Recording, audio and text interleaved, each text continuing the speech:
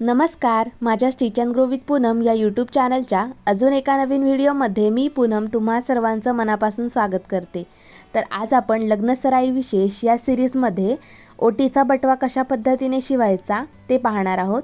याची मी संपूर्ण कटिंग पण तुमच्यासोबत शेअर करणार आहे।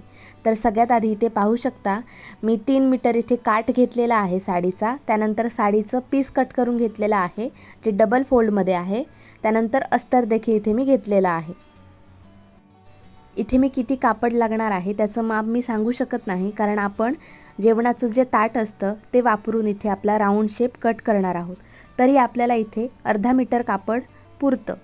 तर इथे मी अस्तर जे आहे ते डबल फोल्डमध्ये ठेवलेलं आहे, तुम्ही पाहू शकता इथे। आणि जे ब्लाऊज पीस आहे किंवा साडीचं पीस आहे ते पण मी तिथे डबल फोल्ड घेणार आहे, कारण आपल्याला याचे 2-2 राऊंड लागणार आहेत, साडीचं असू दे किंवा अस्तरचा। सर्वात आधी इथे तुम्ही पाहू शकता की मी ताट जे आहे ते अस्तरवरती उलट्या साईडने ठेवलेलं आहे। आणि ताट ठेवताना काळजी घ्यायची की आजूबाजूला 1 इंच तरी मार्जिन राहील एवढा आपल्याला इथे अंतर घेऊन जे आहे ते ताट ठेवायचं आहे। त्यानंतर आपल्याला ताटाभोवती जो आहे चॉकने मार्किंग करायचं आहे, व्यवस्थित राऊंड शेप इथे देऊन घ्यायचा आहे। इथे मी व्यवस्थित चॉकने मार्किंग करून घेतलं ताटाच्या भोवती, ताट काढून घेतलं आणि आता आपल्याला एक्स्ट्रा 1 इंच आपला जो राऊंड आहे त्याच्या बाहेरच्या बाजूला मार्किंग करून घ्यायचं आहे। इथे मी संपूर्ण राऊंडच्या बाहेरच्या बाजूला 1 इंचावरती मार्किंग करून घेतलेलं आहे, तुम्ही पाहू शकता। आता आपल्याला त्या मार्किंगवरती इथे कटिंग करून घ्यायचं आहे, कारण इथे आपल्याला इनविजिबल पद्धतीने जो बटवा आहे तो रेडी करायचा आहे। त्यासाठी इथे मी 1 इंच मार्जिन घेतलं। जर मी नॉर्मल शिलाई दिली असती तर इथे मी अर्धा इंच मार्जिन घेतलं असतं।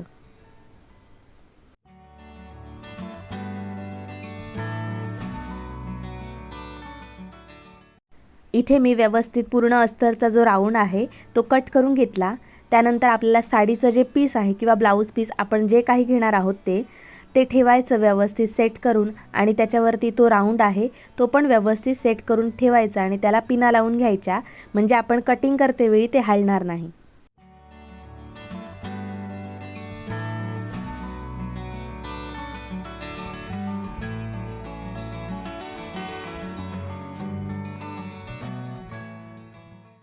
इथे मी व्यवस्थित अस्तरचा राऊंड सेट करून घेतला आपल्या पीसवरती। आता आपल्याला व्यवस्थित त्याच मापाचं, म्हणजे जो आपला अस्तरचा राऊंड आहे त्याच मापाचं पीस आपल्याला इथे कट करून घ्यायचं आहे।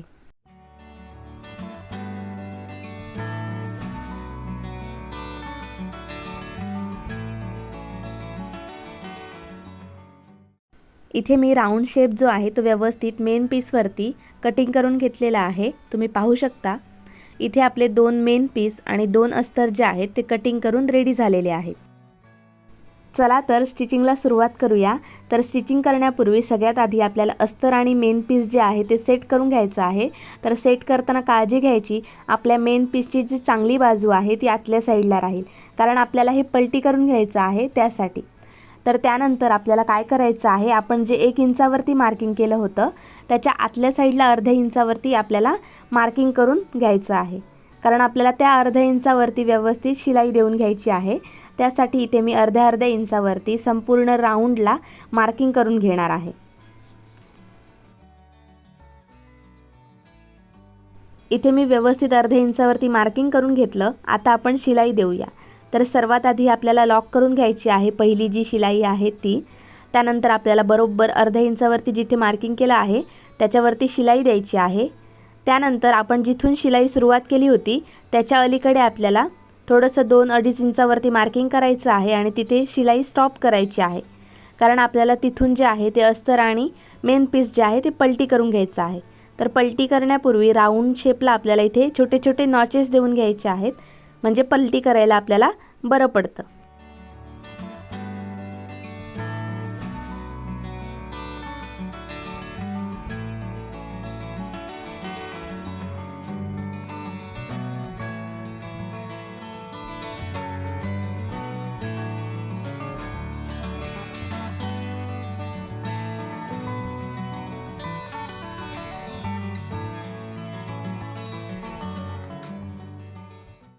इथे तुम्ही पाहू शकता मी अस्तर आणि मेन पीस जे आहे ते अशा पद्धतीने बाहेर काढून घेतलं आणि जे आतल्या साईडला राहिलेलं आहे ते अशा पद्धतीने आपल्याला व्यवस्थित बाहेर काढून घ्यायचं आहे। त्यानंतर जे आपण मार्जिन ठेवलं होतं कापड बाहेर काढण्यासाठी त्याच्यावरती अशा पद्धतीने शिलाई देऊन घ्यायचं आहे। म्हणजे जे कापड आहे ते आतल्या साईडला ठेवायचं आणि त्याच्यावरती अशा पद्धतीने शिलाई देऊन घ्यायची आहे।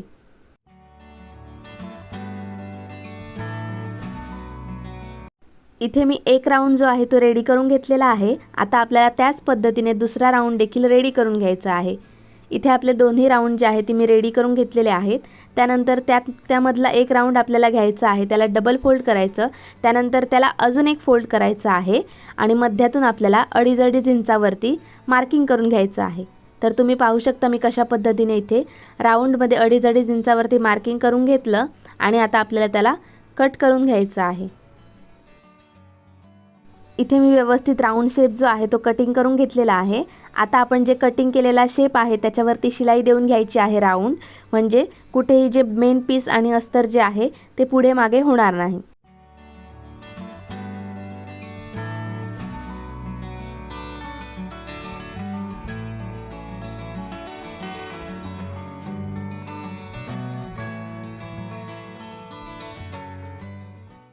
इथे मी व्यवस्थित राऊंडला शिलाई देऊन घेतलेली आहे। त्यानंतर आपल्याला अशा पद्धतीने कुठेही मार्किंग करून घ्यायचं आहे आणि ते मार्किंग आहे त्याच्या पुढे आपल्याला अशा पद्धतीने संपूर्ण राऊंड जो आहे तो मेजर करून घ्यायचा आहे। इथे मी संपूर्ण राऊंड जो आहे तो मेजर करून घेतला तर तो 17.25 इंच इथे आलेला आहे। इथे तुम्ही पाहू शकता मी साडीचा काठ जो आहे तो घेतलेला आहे, तर त्याची उंची 17.25 इंच आपल्याला मार्किंग करायची आहे आणि त्याच्या पुढे आपल्याला 2 इंच जे आहे ते शिलाई मार्जिन ॲड करून मार्किंग करून घ्यायचं आहे। तर 2 इंच कशाला ॲड करायचं ते मी तुम्हाला पुढे व्हिडिओमध्ये दाखवणार आहे।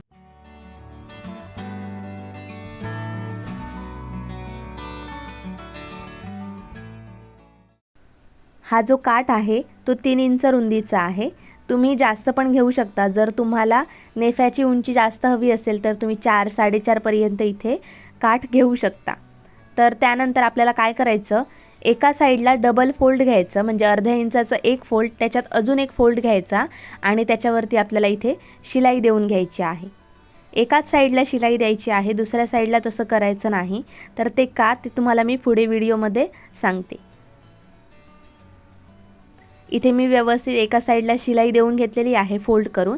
त्यानंतर आपल्याला काय करायचं, जिथे आपण मार्किंग केलेलं आहे तिथेच आपण आता पलटी करून घेऊया आणि तिथेच एक मार्किंग करूया, कारण नेफा जो आहे तो आपल्याला आतल्या साईडने जोडायचा आहे। तर जिथे ब्ल्यू कलरची बॉर्डर आहे त्याच्यावरती मी अर्ध्या इंचावरती अशा पद्धतीने संपूर्ण राऊंड शिलाई देऊन घेणार आहे। तुम्ही व्हिडिओमध्ये पाहू शकता मी कशा पद्धतीने शिलाई देऊन घेत आहे। तर इथे आपल्याला संपूर्ण राऊंड शिलाई देऊन व्यवस्थित जे आहे तो काठ इथे जोडून घ्यायचा आहे।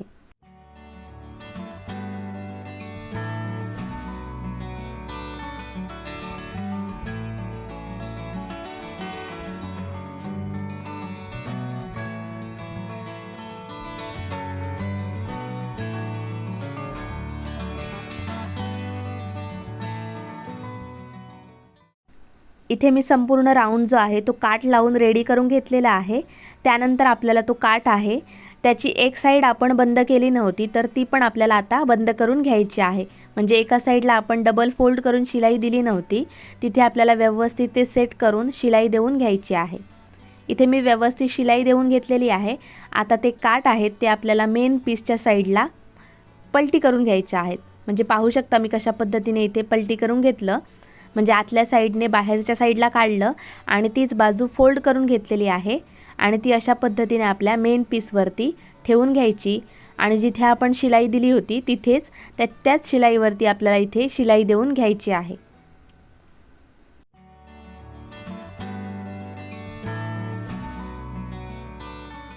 आपण जसं पॅन्टला नेफा लावतो त्याच पद्धतीने आपल्याला इथे आपल्या ओटीच्या बटव्यासाठी नेफा लावून घ्यायचा आहे आणि संपूर्ण राऊंड जो आहे तो रेडी करून घ्यायचा आहे। तुम्ही व्हिडिओमध्ये पाहू शकता मी कशा पद्धतीने नेफा जो आहे तो जॉईन करून घेतला आणि संपूर्ण राऊंड जो आहे आपला तो रेडी करून घेतलेला आहे। इथे मी व्यवस्थित नेफा लावून संपूर्ण राऊंड रेडी करून घेतला। आता आपल्याला बॉर्डर अटॅच करायची आहे, तर ती कशा पद्धतीने करायची, इथे मी 3 मीटर जी आहे ती साईडचे काठ कट करून घेतलेले आहेत आणि आता आपल्याला त्याला प्लेट्स घ्यायचे आहेत। तर प्लेट्स घेताना इथे मी चांगली बाजू आहे ती व्यवस्थित चांगल्या बाजूवरती ठेवली आणि जी दुसरी बाजू आहे ती वरच्या साईडला ठेवली आणि अशा पद्धतीने छोट्या छोट्या प्लेट्स ज्या आहेत त्या घालून घेणार आहे। तुमचे काठ जेवढे मोठे असतील म्हणजे उंची जेवढी मोठी असेल 4 मीटरचे जर असतील तर तुम्ही व्यवस्थित छोट्या छोट्या नाजूक प्लेट्स इथे घेऊ शकता किंवा मोठ्याही प्लेट्स घेऊ शकता, तुम्हाला जशा हव्या असतील तशा। मी इथे अर्ध्या इंचाच्या ज्या आहेत त्या प्लेट्स घेऊन इथे आपला जो आहे तो राऊंड रेडी करून घेणार आहे।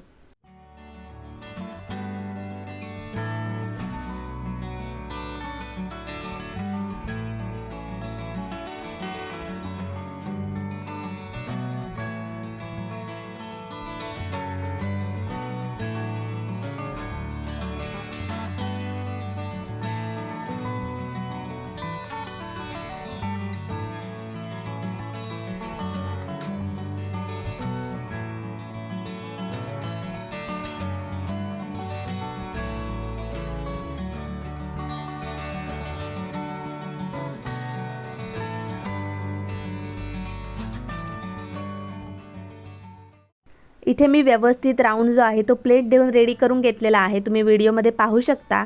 इथे आपले काठ जे आहे ते थोडेसे हार्ड आहेत, त्याच्यामुळे ते दिसायला थोडे वेडेवाकडे दिसतात, पण जेव्हा आपण त्याच्यावरती इस्त्री करणार आहोत तेव्हा ते दिसायला फार सुंदर दिसणार आहेत। तर आपण काय करायचं, जेव्हा आपल्या प्लेट्स देऊन होतील आणि आपण दुसऱ्या टोकापर्यंत जेव्हा पोहोचू जिथून आपण सुरुवात केली होती तिथे आपल्याला ह्या टोकाला थोडासा कापड जे आहे ते एक्स्ट्रा सोडायचं आहे, कारण आपण जसं नेफ्याला केलं होतं आतल्या साईडला जे काठ आहेत ते फोल्ड केले होते डबल, त्याच पद्धतीने इथे पण आपल्याला काठ जे आहे ते डबल फोल्ड करायचे आहेत आणि सुरुवात जिथून केली होती त्याच्यावरती ठेवून जोडून घ्यायचे आहेत। तुम्ही व्हिडिओमध्ये पाहू शकता मी कशा पद्धतीने इथे एक्स्ट्रा जे आहे ते कापड ठेवलं, ते आपल्याला अशा पद्धतीने फोल्ड करायचं आहे आणि आपल्या दुसऱ्या काठावर जे आहे ते ठेवून जोडून घ्यायचं आहे।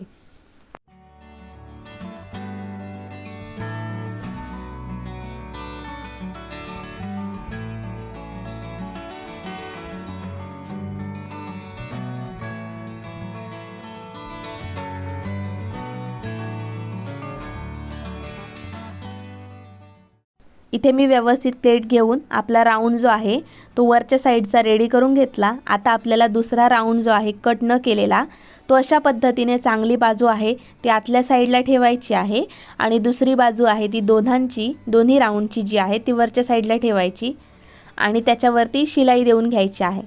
जिथे आपण प्लेट्स घेतल्या होत्या त्याच शिलाईवरती आपल्याला शिलाई देऊन व्यवस्थित दोन्ही राऊंड जे आहेत ते जॉईन करून घ्यायचे आहे।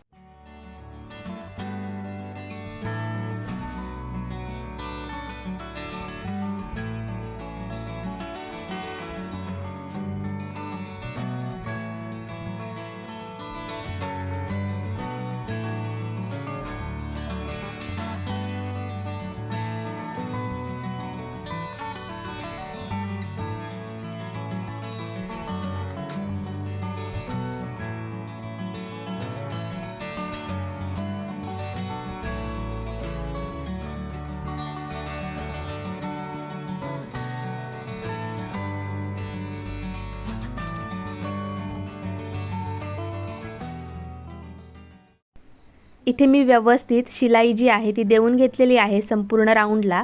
त्यानंतर मेन जे पीस आहे ते नेफ्यातून बाहेर काढून घ्यायचं आहे, म्हणजे आपली ओटीचा बटवा जो आहे तो तयार होणार आहे। त्यानंतर आपल्याला प्लेट्स जे आहेत त्याच्यावरती इस्त्री करून घ्यायची आहे, म्हणजे दिसायला फारच सुंदर दिसेल।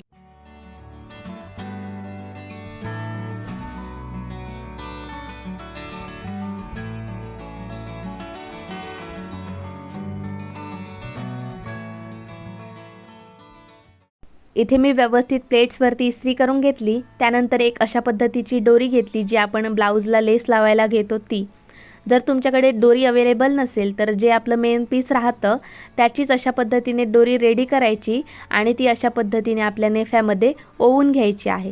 तुम्ही व्हिडिओमध्ये पाहू शकता मी एक सेफ्टी पिन जी आहे ती एका साईडला घातलेली आहे दोरीच्या आणि ती संपूर्ण याच्यातून काढून घेतलेली आहे बाहेर। इथे मी दोरी जी आहे ती दोन्ही साईडला ओवून घेतलेली आहे आणि त्याला दोन छोट्या छोट्या लटकन देखील रेडी करून घेतल्या। तुम्हाला पाहिजे असेल तर तुम्ही रेडीमेड लटकन देखील लावू शकता। तुम्हाला इथे मी दाखवते की इथे नारळ पण कसा राहतो। याच्यात तुम्ही याच्यापेक्षा मोठा पण नारळ ठेवू शकता। 5 फळं जी असतात ती पण याच्यात राहतील। तांदूळ आणि ब्लाऊज पीस पण याच्यात ॲडजस्ट होणार आहे। एवढा मोठा आपला बटवा जो आहे तो रेडी झालेला आहे। हा बटवा तुम्हाला कसा वाटला हे मला कमेंट करून तुम्ही नक्की कळवा आणि व्हिडिओ आवडला असेल तर व्हिडिओला लाईकसुद्धा नक्की करा आणि चॅनलवर जर नवीन असाल तर चॅनलला सबस्क्राईब देखील करा, म्हणजे याच्या पुढचे जे व्हिडिओ आहेत ते तुम्ही नक्की पाहू शकता। थँक्यू।